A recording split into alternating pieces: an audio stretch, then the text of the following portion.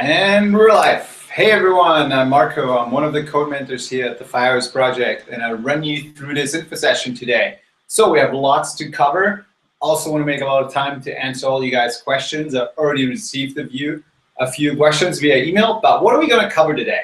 So first of all, I want to run you guys through our core curriculum, what that means, what kind of web applications we're building, what kind of skills we're getting out of those web applications, how we're teaching test-driven development, why algorithms matter so much, and how do we customize the curriculum so it works for people who look for a job in a technical field, who want to become a web developer, and people who have their own idea, their own web application idea that they want to launch. I'm going to talk about that for a while. Then I'm also going to touch on our support system, right? There's mentorship sessions, we have virtual office hours happening every week, and we also have a Q&A support forum. So how do those three actually help you get to where you want to be faster and reach your goals? And then I also want to answer a question that I usually get, which is like, Marco, what can I really do besides like reaching my coding goal? What are the technical capabilities that I have coming out of this program? And I'm going to answer that question as well. And then I want to spend the last maybe say 5 to 10 minutes going through your guys' questions and answering them. So at any time, if you think about a question, either go to the Google Plus page, put it in a little box, I grab it from there and I answer it, or straight email me at mymarco@thefirehoseproject.com email address, and I look at that too. All right, let's jump straight in. What's going to happen when you come and join the full program, right? Lots of you are already working on the pre-work. For those who are not going through our preparation course right now, go to the website, thefirehoseproject.com. In the top nav, click on the prep course on the very top nav, and apply for that. Spend some time filling out the applications. Yes, we really do read every single application that we get, and we get a lot. And then we accept you into the pre-work. You go through a few coding challenges, learn how to set up a simple website using HTML and CSS, and also work on some Ruby codes. If your code is up to snuff and we did a lot of refactoring and we like your code, we accept you into the full program. Now, what happens in the full program? Full program, 12 weeks. The first application that we're building, something fairly simple. It is a web application that we store quotes in a database, retrieve them, and randomly display it on the website. It's nothing fancy, it's something really simple to build, but it is a first application that gives you a 360-degree view over all the technologies that you're going to touch, right? So you're going to write your first lines of Ruby code or more Ruby code that you've done before in the pre-work already. Dealing with the Rails framework so we can build web applications faster. We're going to deal with our Postgres database. We're dealing in version control Git, GitHub to back up our code. And then we're also going to push everything live on the server. And the goal of that web application is not just to teach you how to write that code, but also to put you in a driver's seat and actually push a product live that you can share with your family and friends and ask them for feedback, ask them to enter something, so your application becomes better and better and better. And that's typically what any good startup, any good tech company does. They put themselves in that driver's seat and want that customer feedback. Now, you might be not in a spot to react to the user feedback just yet, but it's always great to be in that spot and actually ask for feedback and get it and like, okay, upvoting feature, I don't know how to build that yet, but that's the rest of the course is always there for you. So that happens usually in the first 10 hours. We get that application out the way and launched, right? And the goal is always that everything we build looks good on all devices, right? Desktop, mobile, tablet. So when you're at a party and you pull out your phone and you say, hey, look, this is what I built last weekend, the reply from your friends should be always, whoa, awesome, you built that? I can't believe it. That's what we're shooting for. It should always look good on all the devices. Now, how do we keep the learning curve steep afterwards, right? We're moving on to the next application. What we're building is a Yelp clone. So a big step up from our advice splitting generator. And the Yelp clone, I think the most interesting feature that we're building there is when I have a place, let's say my pizza place, and I enter an address into the application, into a form that gets saved to the database, we need to write the Ruby code to translate that address into latitude and longitude coordinates, pass those coordinates to the Google Map API so we get a pin on the map. Writing the Ruby code for all of that, how to integrate with that Google Map API, and also how to translate the address into latitude and longitude coordinates, right? Obviously, that's not a fully functional real-world web application. We need more than that, right? So the other thing is user comments and star ratings. We need to build that. Then it would be really nice if somebody leaves a comment on my pizza place that I'd get an automated email notification message, right? Hey, Marco, somebody just gave you a rating. You may as well click on this link and check out what just happened on your pizza place on the Yelp platform.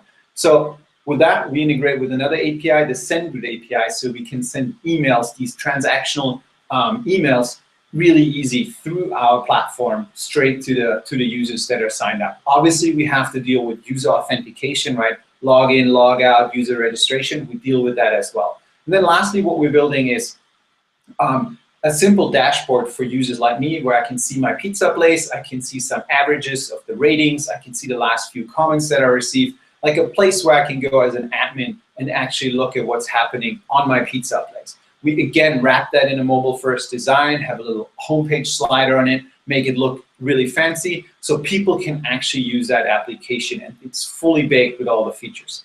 What are we going to do next? Next, we usually focus on test-driven development. So for people who don't know what test-driven development is, let's take a step back, right? Software tests are tests that we write. We write the Ruby code to automatically test if all of our features are working. Test-driven development is we first write the test before we build a feature, so a test will fail and we'll say like, no, this is not working, I can't test this because the feature isn't there. Then we build the feature and the test will pass. That's industry standard, something that any tech company wants you to know how to do. You will not be able, as a career seeker or also an entrepreneur, will have a really hard time build anything advanced if you don't write good tests and make sure that nothing is broken on your application. So we're building that next. We spend several weeks on that and dive deep into test-driven development because that's the bread and butter of every developer out there. You want to know that too. Next step is we're building an online learning platform. What I mean by that is we're building something like Skillshare or Udemy, right? And when I say platform, what should come up immediately is like that thought of, oh wow, there's different user roles, right? So we have instructors on one side and we have students on the other side. So now we need to track on a database level the relationships between those two different user models. So for example, an instructor creates several courses and then we need to track which student purchased which course. So which one can they see completely all 10 lessons? Which one can they only see the overview lesson? Tracking that, we need to write the code for it. And if you think about it, those relationships is what powers every single application out there, right? If you think about Facebook, okay, who liked my picture? Who gets the notification? Who can comment on this? Who can just see it? That's what we track on a database relationship level. Obviously, I just said purchasing and payments, right? So we integrate with another API, that's the Stripe API. So there, we can actually accept credit card payments inside of our platform. And then we also need to write the logic, who gets which money and how do I, as a platform owner, get a cut of that transaction. So we need to work on that as well. And then what we also do is we introduce JavaScript at that point because we want to build a better user interface for our instructors, right? So think about you're an instructor, you're creating an online video course. You have several sections, several videos, and maybe you want to reorder some of your descriptions, some of your videos. It's been really nice if you could like drag and drop and resort our list of videos really easy, right? We had that drag and drop interface. So we're using JavaScript to build that from scratch at the moment when you need it so we can improve that user experience. That also means that we need to learn how to do AJAX requests and a little bit of jQuery as well to make that happen, right? Obviously, we're learning about video streaming strategies as well and image uploading. But that's the Udemy clone, right? And now those were the 4 web applications that were built throughout probably the first 8 weeks of the curriculum. While we're going through that, we also focus on teaching you how to do algorithmic challenges, right? We need to know how to write algorithms, especially if you guys want to start a career as a web developer. You need to know how to do that. So we have a lot of coding challenges. And those are real-world coding challenges that people at eBay, PayPal, Bitly, Yahoo, they use them to actually screen out people during the technical interview process. And they're also really, really helpful for all entrepreneurs because if you want to build advanced web applications, you really want to know your algorithms and you really want to know how to write solid Ruby code to get to that point. So now, what happens after those first 8 weeks? We split the curriculum, right? we have two groups. We have the entrepreneurs, the guys who want to launch their own idea, and we have the job seekers who want to land a job after the program ends. Let's talk first about the career switchers, the job seekers, right? Or people who maybe have a bit of a older programming language, like C or Java background, and they want to switch into web development, right? What's going to happen? We put you in a group project, and what we're going to build is a chess game. Now, a lot of people usually tell me, oh, come on, Marco, chess game, that is not exciting. But it is exciting to people who are going to hire you because it's highly, highly advanced and really complicated to build a chess game. Case in point, one of our students who now works as a full-time developer at a startup out in LA, he was asked in his interview, he was like, how would you build a chess game? And he said, funny you should ask, I just built one with my team 2 weeks ago. Do you want to check it out? Now, do you just think how that changed the technical interview process completely around, because he already had code ready and he didn't need to go on the whiteboard, he just showed what he already built, right? So that's my point, which is it's really complicated building all the logic out. So how do you move the queen? How do you move it up and down, up and around the field? Keep track on a database level of all the pieces that got kicked out, validate that the moves are correct, and then build that as a group, right? So why is that we're building that as a group? Because the real software out there, the best software in the world, is built by amazing teams. If you want to land a job, you need to know how to code collaboratively with other people. That means using GitHub in advanced mode, making sure you know pull requests, making sure you know, again, your tests, your test-driven development, right? Making your test coverage great, and making sure nothing breaks when you push your code up. And then also what really matters is how do you critique other people's code, right? So somebody said like, hey, here's my code to move the king of our chess game around. And you need to go in and look at that code and give the thumbs up or critique it and tell that person, your teammate, here's how you refactor that code so it would work better with what else is out there. Or tell them like, that's awesome. Same on your code. You get that critique, right? And that's just how things happen in the real world. And that's why we're working a full 4 weeks on that group project, building an advanced web application, which the chess game is, which we need a lot of logic, not a lot of algorithmic code in there. And we need to know the Rails framework to build a web application. And on top of that, we do that as a team. So that's pretty much what we do for the career seekers in the last 4 weeks. Now, for everyone who's on an entrepreneurial side and wants to launch their own idea, what we're going to do is, after you come through the first 8 weeks of the program, we go into wireframe every single screen of your application, right? Wireframing is a technique where we draw out every single screen, we do it digitally or pencil and paper, and figure out the user experience for everyone going through. And then we break it up into individual coding pieces and start building one feature after another and releasing one feature after another and pushing it live onto our server so our users can already give us feedback. And it's exactly the same strategy that any real startup out there would do. Get that iterative feedback, and that's exactly what we're teaching you in those last 4 weeks. All right, that's the core curriculum, right? That was a lot. 4 web applications that we're building, lots of algorithms, lots of test-driven development in the first 4 weeks. Then we split you guys up, the career seekers, the switchers, they go on to the group project, and entrepreneurs, they start wireframing and working on the user experience to build and launch their own minimum viable product, their own web application idea. Now, let's talk about the support system, right? There's multiple pieces here too. I usually like to start on the Q&A, the question and answer forum. And then people usually tell me, oh, come on, Marco, the forum, it's just a forum. Who cares about the forum? But that's what the forum enables us to do, right? So what's a forum, right? You code Thursday night, you're coding, you maybe just work on the automated email notification code, and something breaks, and you go through the troubleshooting techniques that we taught you, but it's not quite working, right? So take a screenshot of your error message, paste it, copy and paste it into the forum, and then within an hour or two, you get help and a solution to your error message, so we help you get unstuck. What that does is, once you arrive at your mentorship session, you're error-free.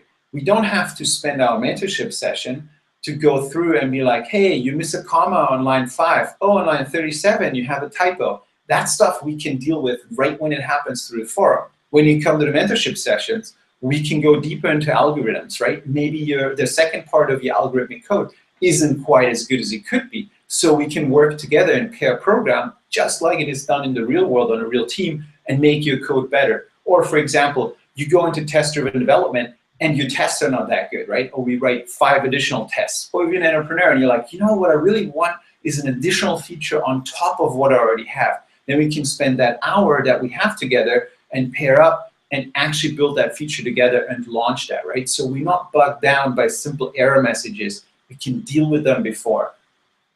And then what we also have is the weekly office hours. I'm a huge fan of weekly office hours. That's a time when all of our students come together. We're in a Google Hangout video chat.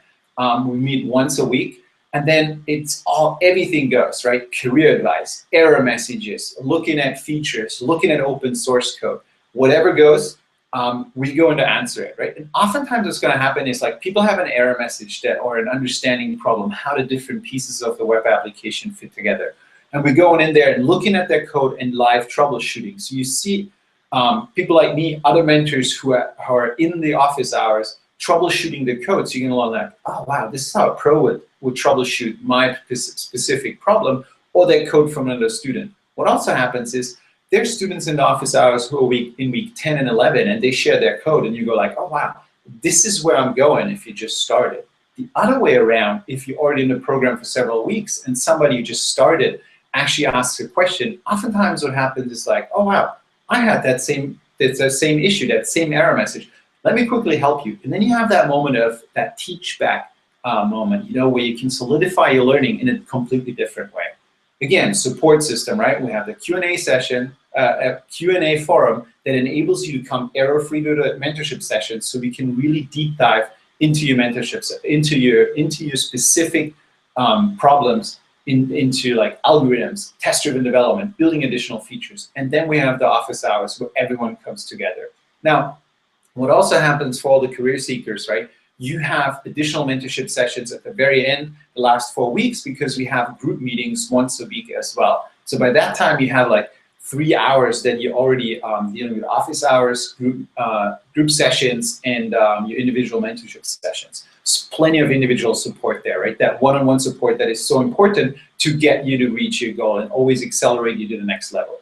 All right, now I said I'm going to answer that question, which is like, which technical capabilities do I have, right? If we're looking at the pure programming languages, right? Of course, yeah, we have Ruby, we have JavaScript, we have the Rails framework, we know Git for version control, GitHub, we know Postgres databases, we know Heroku for our server, right? We're also going into wireframing. We oftentimes integrate with a JavaScript framework, right? Those are all things on the technical thing. But what matters most is if you have an idea and you want to push that live, you now have the capabilities of spending the weekend, spending a few days, coding it up, building it, launching it, and start sharing it with the first users that you have, right? You can create and you can build applications and ship them live with not a lot of trouble. If we're looking at what some of our students have done, I always like to talk about Steven. He just launched his app out in Sacramento, and it is a medical marijuana delivery app. So you can basically say, I want an ounce of it, and you see the car driving on a map, similar to an Uber or a Lyft car, coming to your destination. You see it, you walk down, you grab the bag, payment is already handled. He has over 100 paying customers on his application after the first month. He just launched. And he was featured on the local TV and news stations as well. So that's awesome. Like, he's one of our guys. Another person who works at Adobe, he joined our program and he does that part-time, right? And so what he did is he's a huge Fitbit user. But what he really dislikes is that he only gets the number of steps. So what he does, he integrated with the Fitbit API to pull out the data from his Fitbit, pass it into his own application, and what he does is he calculates the number of steps into distance, and he gives himself a challenge. For example, walk from LA to New York, and then he calculates how much he walked on that huge trek across the country every single day, and automatically sends him 3 or 4 street view images, like, this is what you have seen today if you would have actually walked that path. And so that's something really exciting. You can see, like, that's that advanced web applications that I'm talking about, right? So you actually building something more complex than just like a form where a user enters something. Actually using real data. All right, guys. Let's see what kind of questions we have. So if you have anything, send them to me. I'm gonna check my email quickly. I think I already have a few that are received, which is awesome. So let me see. Oh, what's the application process? Yeah, that's the first one. That's a really good one. Application process, right? I said that before. We have a preparation course that's 2 weeks that is free. So take advantage of that, right? We're teaching you how to do HTML, CSS, and we're also teaching you how to write your first Ruby scripts in the terminal. If you already have a background, just jump straight to coding background, jump straight to the challenges and solve them, and then you just send them in, we review them, and we greenlight you, and you can start the program. But that's kind of our application process. Go through pre-work, we officially accept you into the program and give you the thumbs up if you complete that. So everyone should apply right now to the pre-work. That's a great question. What else do we have? Let's see. We also have how are the materials presented? That's a good one. Great question. Okay, let me jump into that one. Materials are presented in several different ways. So first of all, we have written guides, really detailed instructions of how to write the code and build a web application, right? Same goes for algorithmic challenges. We have really written, detailed instructions. Now, why is it written? That's really important. I think it's because 2 reasons. First of all, in the real world, you never have somebody make a video for you how to use open source code or integrate with an API. It's always written documentation.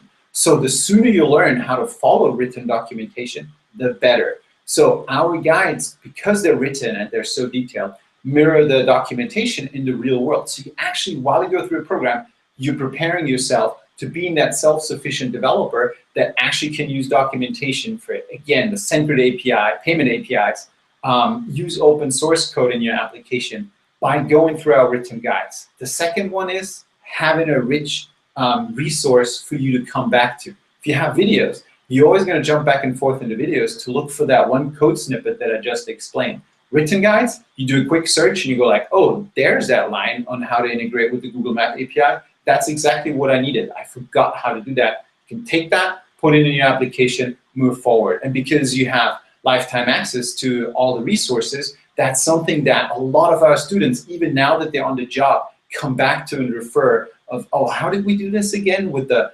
database relationships? Here we go. And they find that little code and they go in and use it actually in production code at their work, which is why it is written guides matter so much. Now, the other thing we have is a bunch of videos. We have video lessons that we give to you at the moment that you need them, right? So we have a whole session on how the different pieces of your web application fit together, talking about models, view, controller, HTTP requests, the routes. How do they fit together, right? We give you those videos at the moment when it makes sense to you to understand that. The same goes for object-oriented programming or inheritance. Those are key computer science components that you guys need to understand to actually build advanced web applications, right? If you want to build silly things like so many other programs out there are teaching, we don't need to know that. But if you want to actually get to a professional level, you absolutely need to have that. So that's why it's in there, and we can do that a lot better in video than written guides.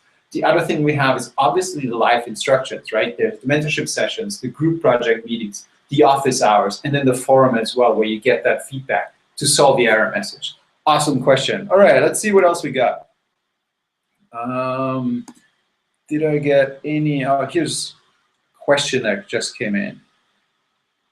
Let me see, pulling this up. All right, so Vicente, you asked me, do you have examples of the materials we get? Is it just videos, and what else do we get? I just answered that, right? So a combination of written guides and videos. If you sign up for the pre-work, you get beamed into the application and you can get a feel for how that looks like, right? You're not able to access everything, obviously, but you can look at, hey, here's actually how written guide works. This is how video lesson will work, right? And you see all the algorithmic challenges that we have, all the structure of the different core web applications that we built with you. Great question. Can we keep access to the videos and materials for life? Yes, you can. Can I share the course with one friend? No, it's for you. It's your account, right? It's attached to you. So don't share our stuff with the whole world, right? This is for you. You got access. That makes sense to you because your progress is tracked in the application. If somebody else would come in, that'd be confusing because you wouldn't get the right pieces at the right time. All right, Christina, I'm living in Spain at the moment. Hola, ¿cómo estás? And would this be a huge problem for working with a mentor in a team collaboration? No, not at all. We have plenty of students that are in Europe, right? We have students from Germany and the UK. We have a student from Paris and France or Spain. I don't think we had a student from Spain. So yeah, bienvenidos. And hopefully we have you in the full program too. It shouldn't be a problem, especially with the differences. Our afternoon here on the East Coast, where we have a lot of mentors, is your evening, so that works perfectly. So yeah, Christina, no problem at all with the time zones. Got another question. Brett asked me, with respect to TDD, Marco, do you teach as this particular framework, mini test, RSpec, Cucumber, something else? So Brett, I know you're already advanced and you've done a lot of coding, right? So test-driven development, we can use different frameworks. What we're using, it's not so much about the framework that we're using, right? It matters that you can write good tests. We can go with RSpec. And that's fine, but what matters is that you know how to write the tests, not which framework are you using, right? At the end of the day, if you're starting a job, they want to know that you can write the tests and you make sure that the test coverage is up to 100% or close to that, and not that like how to do testing in RSpec or Cucumber or mini test. That doesn't matter so much. That you can learn in an hour or two. But what you can't learn in an hour or two and what you need to practice on is how to write good tests. So Brett, I hope I covered that for you. If we go with one, then we usually do RSpec. All right, let's see what else we got. Let's see. Oh, I have another one here. Why is the group project so important?